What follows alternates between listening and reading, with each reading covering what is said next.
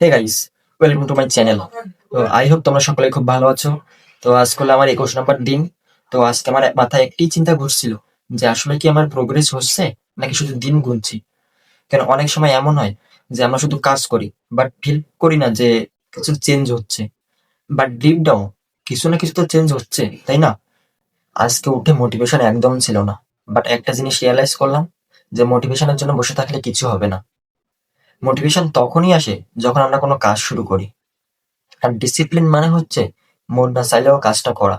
তো আজকে আমি ডিসাইড করলাম যে আমার ফিল না থাকলেও মন না চাইলেও আমি কিছু না কিছু একটা করবো। আমাদের প্রবলেমটা কি জানো? আমরা খুব তাড়াতাড়ি রেজাল্ট এক্সপেক্ট করি। এক দুদিন কাজ করেই ভাবি যে কিছুই হচ্ছে না, বাদ দিয়ে দিই। বাট বাস্তবতা হচ্ছে প্রোগ্রেস সাইলেন্ট হয়। তাই আজকেও আমি পারফেক্ট হওয়ার চেষ্টা করিনি, জাস্ট শো আপ করেছি। একটা সময় এমন আসে যেখানে সবকিছু বোরিং লাগে, কাজ করতে ইচ্ছা করে না, মনের ভিতরে ফিল থাকে না। আর এটাই সেই মোমেন্ট যেখানে অধিকাংশই লোক কোয়াইট করে দেয়, মানে হাল ছেড়ে দেয়। তো আজকে আমি একটাই জিনিস শিখলাম, consistency is better then motivation. সঠিক সময় মোটিভেশন কখনো কাজে আসে না, বাট কনসিস্টেন্সি এমন একটা জিনিস যেটা তোমাকে সবসময় কাজ করার জন্য তাড়া করে নিয়ে বেড়ায়। আই হোপ তোমাদের সকলের ভিডিওটা ভালো লেগেছে। আর যদি চ্যানেল নতুন হয়ে থাকে তাহলে একটু লাইক করো।